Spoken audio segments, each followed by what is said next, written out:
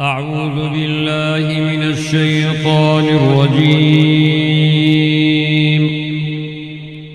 بسم الله الرحمن الرحيم.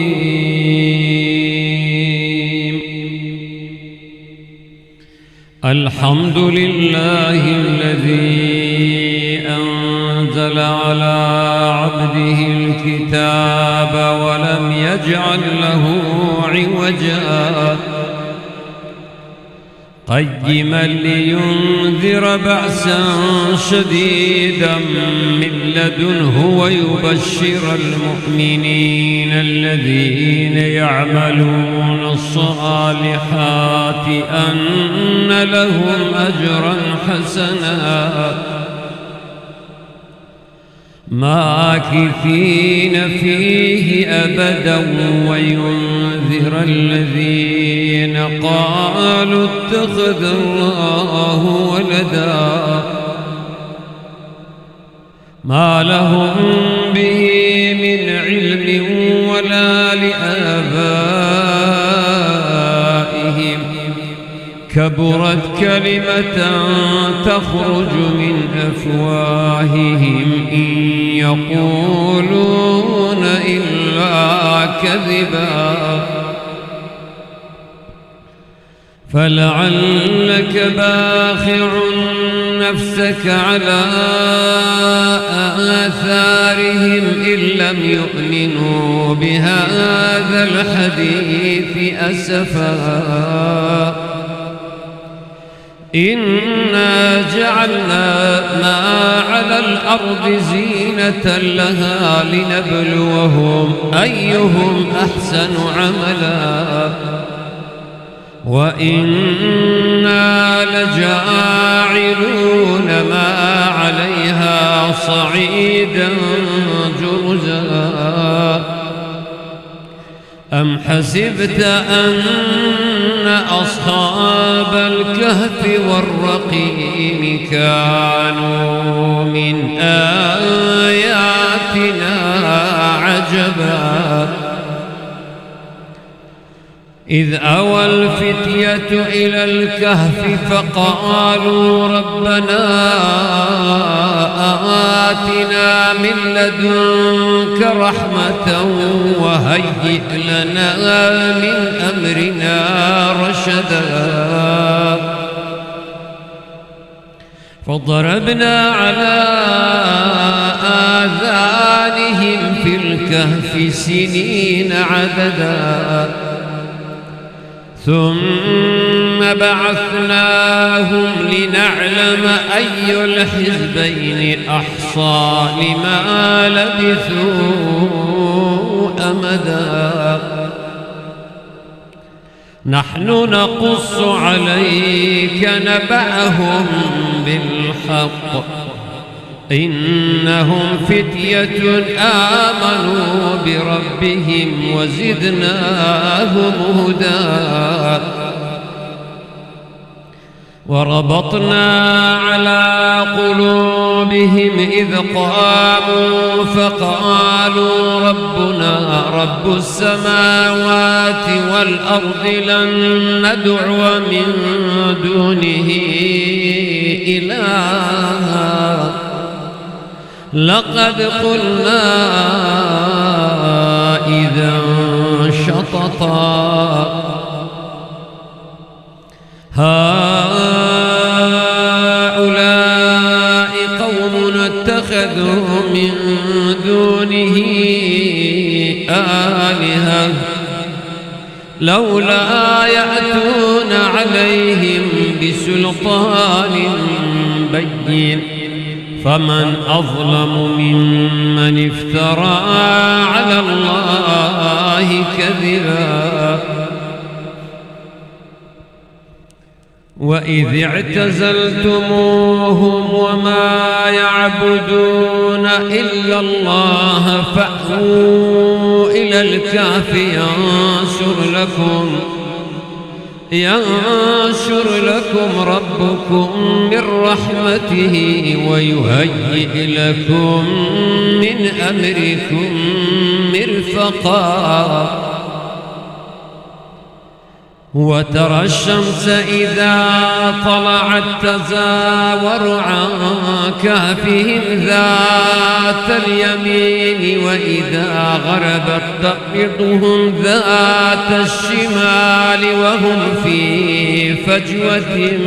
منه ذلك من آيات الله من يهد الله فهو المهتد ومن يضلل فلن تجد له وليا مرشدا وتحسبهم أيقاظا وهم رقود ونقلبهم ذات اليمين وذات الشمال وكلبهم باسط ذراعيه بالوصيد لو اطلعت عليهم لوليت منهم فرارا ولملئت منهم رعبا وكذلك بعثناهم ليتساءلوا بينهم قال قائل منهم كم لبثتم قالوا لبثنا يوما أو بعض يوم قالوا ربكم أعلم بما لبثتم فابعثوا أحدكم بورقكم هذه إلى المدينة فلينظر أيها أزكى طعاما فليأتكم برزق منه وليتلطف ولا يشعرن بكم أحدا إنهم إن يظهروا عليكم يرجموكم أو يعيدوكم في ملتهم ولن تفلحوا إذا أبدا وكذلك أعثرنا عليهم ليعلموا أن وعد الله حق وأن الساعة لا ريب فيها إذ يتنازعون بينهم أمرهم فقالوا ابنوا عليهم بنيانا ربهم أعلم بهم قال الذين غلبوا على أمرهم لنتخذن عليهم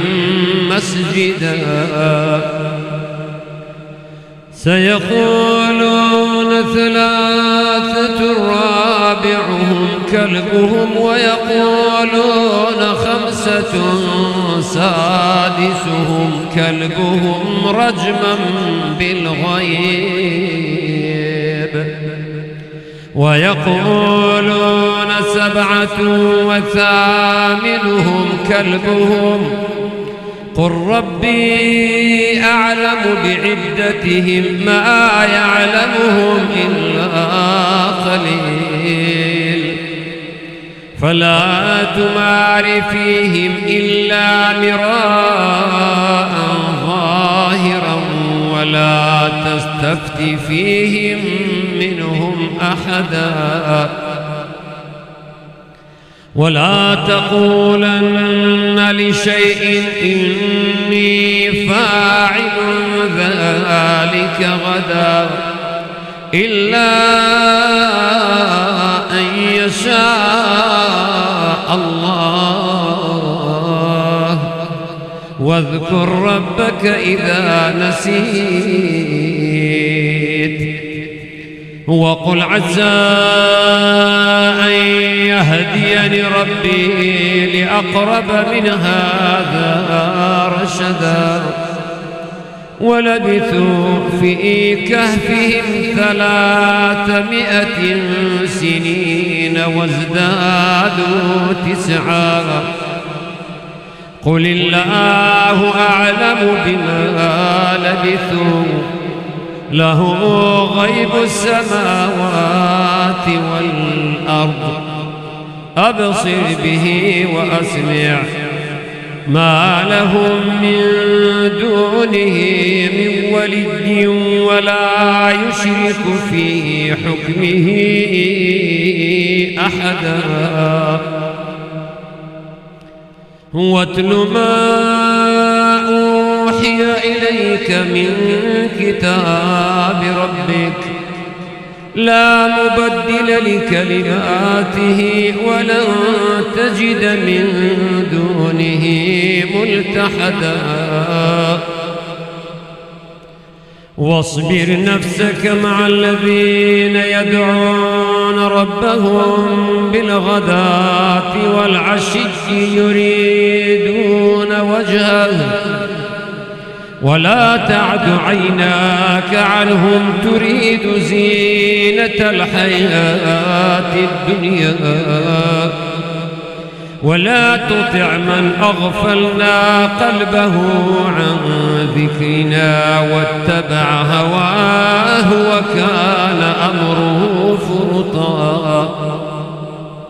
وقل الحق من ربكم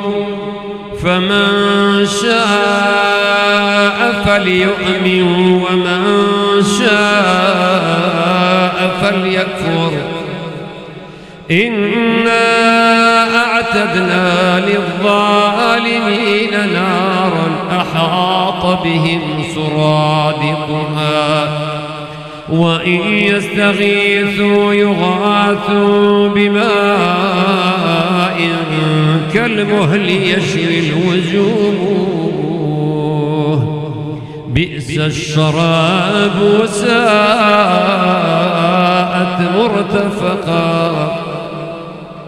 إن الذين آمنوا وعملوا الصالحات إنا لا نضيع أجر من أحسن عملا أولئك لهم جنات عدن تجري من تحتهم الأنهار يحلون فيها من أساور من ذهب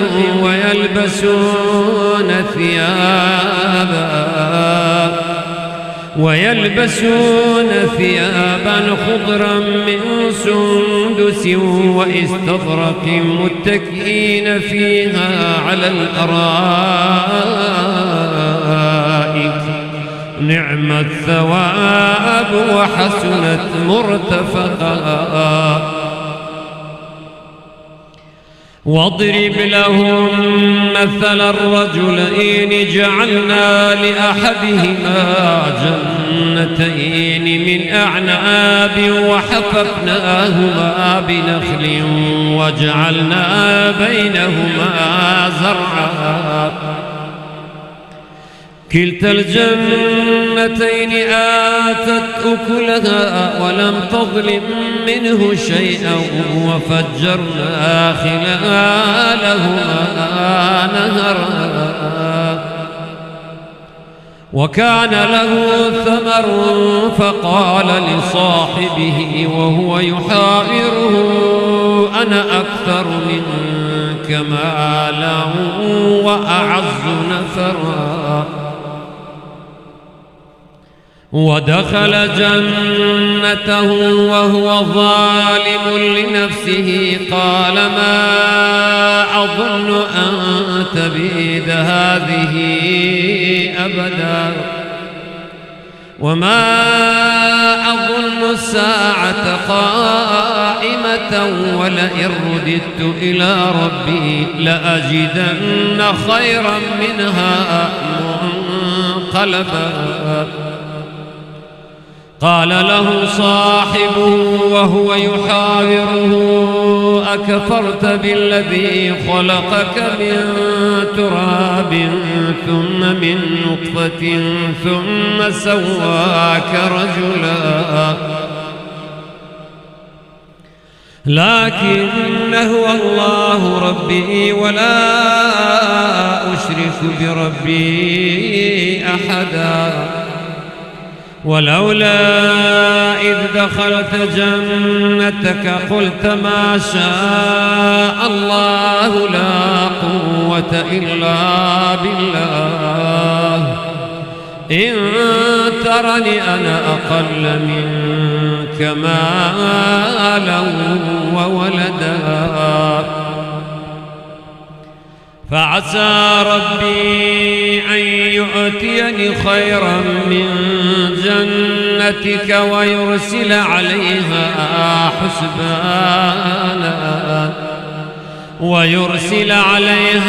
حسبانا من السماء فتصبح صعيدا زلقا أو يصبح ماؤها غورا فلن تستطيع له طلبا وأحيط بثمره فأصبح يقلب كفيه على ما أنفق فيها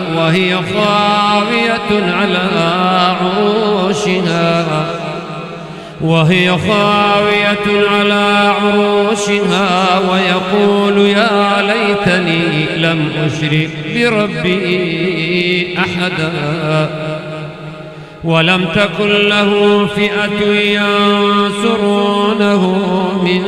دون الله وما كان منتصرا هنالك الولاية لله الحق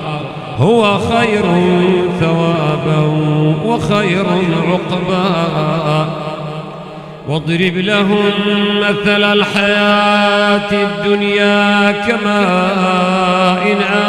أنزلناه من السماء فاختلط به نبات الأرض فأصبح هشيما تذروه الرياح وكان الله على كل شيء مقتدرا المال والبنون زينة الحياة الدنيا والباقيات الصالحات خير عند ربك ثوابا وخير أملا ويوم نسير الجبال وترى الأرض بارزة وحشرناهم فلم نغادر منهم أحدا وعرضوا على ربك صفا لقد جئتمونا كما خلقناكم أول مرة بل زعمتم أن لن نجعل لكم موعدا ووضع الكتاب فترى المجرمين مشفقين مما فيه ويقولون يا ويلتنا ما لهذا الكتاب لا يغادر صغيرة ولا كبيرة إلا أحصاها ووجدوا ما عملوا حاضرا ولا يظلم ربك أحدا وإذ قلنا للملائكة اسجدوا لآدم فسجدوا إلا إبليس كان من الجن ففسق عن أمر ربه أفتتخذونه وذريته أولياء من دوني وهم لكم عدو بئس للظالمين بدلا ما أشهدتهم خلق السماوات والأرض ولا خلق أنفسهم وما كنت متخذ المضلين عضدا ويوم يقول نادوا شركائي الذين زعمتم فدعوهم فلم يستجيبوا لهم وجعلنا بينهم موبقا ورأى المجرمون النار فظنوا أنهم واقعوها ولم يجدوا عنها مصرفا ولقد صرفنا في هذا القرآن للناس من كل مثل وكان الإنسان أكثر شيء جدلا وما منع الناس أن يؤمنوا إذ جاءهم الهدى ويستغفروا ربهم إلا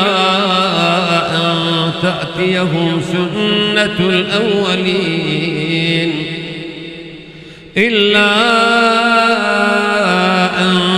تأتيهم سنة الأولين أو يأتيهم العذاب قبلا وما نرسل المرسلين إلا مبشرين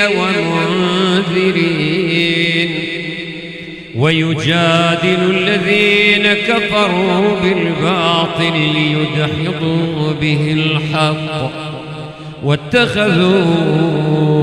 آياتي وما أنذروا هزوا ومن أظلم ممن ذكر بآيات ربه فأعرض عنها ونسي ما قدمت يداه إنا جعلنا على قلوبهم أكنة أن يفقهوه وفي آذانهم وقرا وإن تدعهم إلى الهدى فلن يهتدوا إذن أبدا وربك الغفور ذو الرحمة لو يؤاخذهم بما كسبوا لعجل لهم العذاب بل لهم موعد لن يجدوا من دونه موئلا وتلك القرى أهلكناهم لما ظلموا وجعلنا لمهلكهم موعدا وإذ قال موسى لفتاه لا أبرح حتى أبلغ مجمع البحرين أو أمضي حقبا فلما بلغا مجمع بينهما نسيا حوتهما فاتخذ سبيله في البحر سربا فلما جاوزا قال لفتاه آتنا غداءنا لقد لقينا من سفرنا هذا نصبا قال أرأيت إذ أوينا إلى الصخرة فإني نسيت الحوت وما أنسانيه إلا الشيطان أن أذكره واتخذ سبيله في البحر عجبا قال ذلك ما كنا نبغي فارتدا على آثارهما قصصا فوجدا عبدا من عبادنا آتيناه رحمة من عندنا وعلمناه من لدنا علما قال له موسى هل أتبعك على أن تعلمني مما علمت رشدا قال إنك لن تستطيع معي صبرا وكيف تصبر على ما لم تحط به خبرا قال ستجدني إن شاء الله صابرا ولا أعصي لك أمرا قال فإن اتبعتني فلا تسألني عن شيء حتى أحدث لك منه ذكرا فانطلقا حتى إذا ركبا في السفينة خرقها قال أخرقتها لتغرق أهلها لقد جئت شيئا إمرا قال ألم أقل إنك لن تستطيع معي صبرا قال لا تؤاخذني بما نسيت ولا ترهقني من أمري عسرا فانطلقا حتى إذا لقيا غلاما فقتله قال أقتلت نفسا زكية بغير نفس قال أقتلت نفسا زكية بغير نفس لقد جئت شيئا نكرا قال ألم أقل لك إنك لن تستطيع معي صبرا قال إن سألتك عن شيء بعدها فلا تصاحبني قد بلغت من لدني عذرا فانطلقا حتى إذا أتيا أهل قرية استطعما أهلها فأبوا أن يضيفوهما فوجدا فيها جدارا يريد أن ينقض فأقامه قال لو شئت لاتخذت عليه أجرا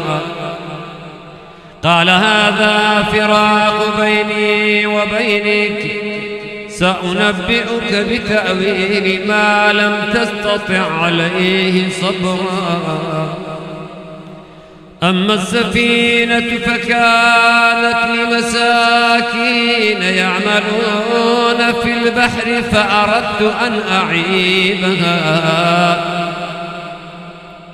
فأردت أن أعيبها وكان وراءهم ملك يأخذ كل سفينة غصبا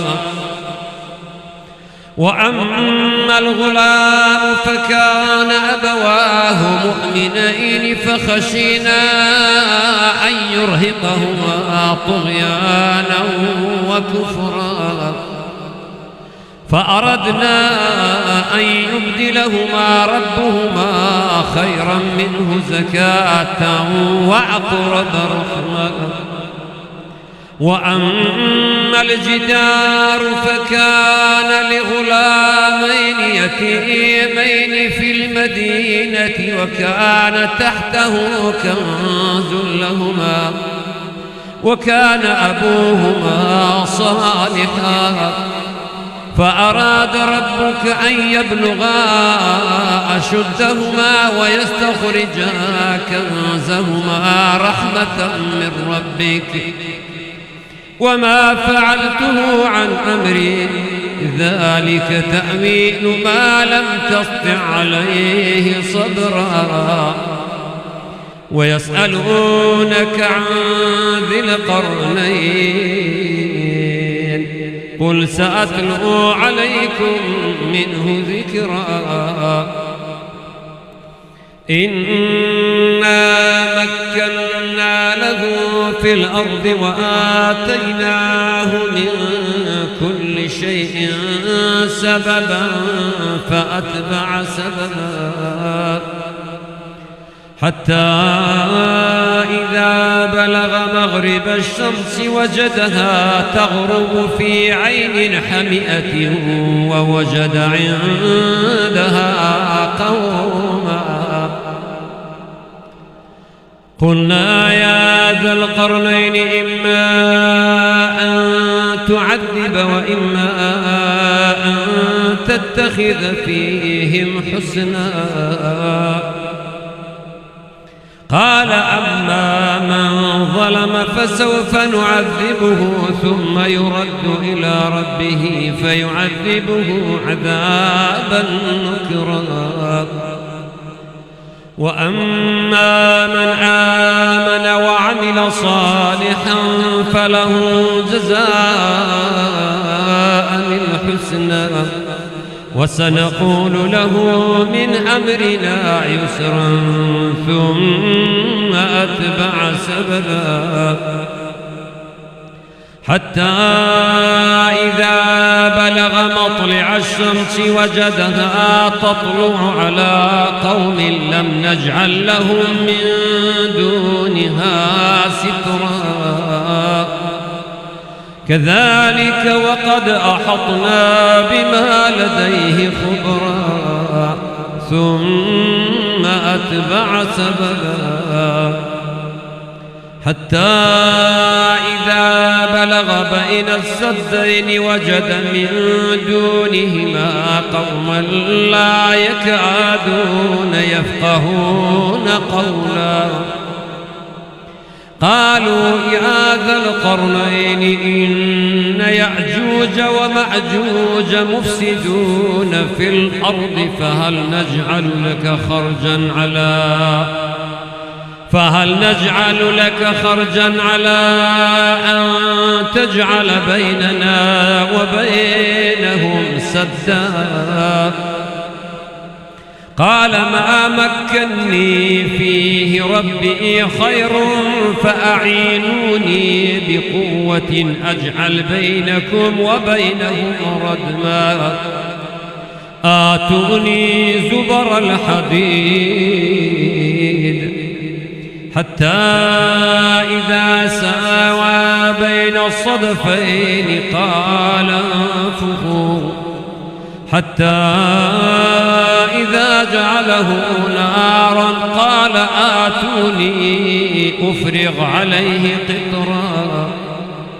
فما استطاعوا أن يظهروه وما استطاعوا له نقبا قال هذا رحمة من ربي فإذا جاء وعد ربي جعله دكا وكان وعد ربي حقا وتركنا بعضهم يومئذ يموج في بعض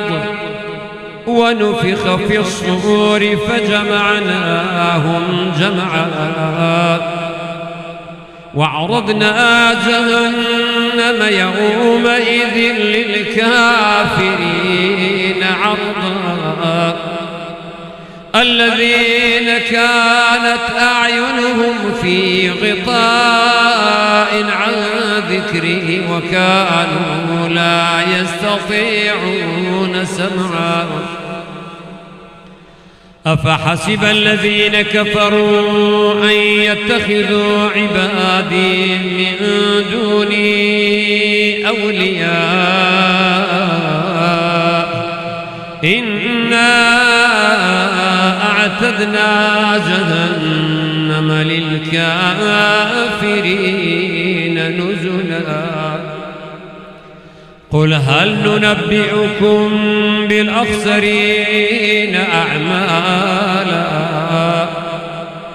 الذين ضل سعيهم في الحياة الدنيا وهم يحسبون أنهم يحسنون صنعا أولئك الذين كفروا بآيات لكلمات ربهم ولقائه فحبطت أعمالهم فلا نقيم لهم يوم القيامة وزنا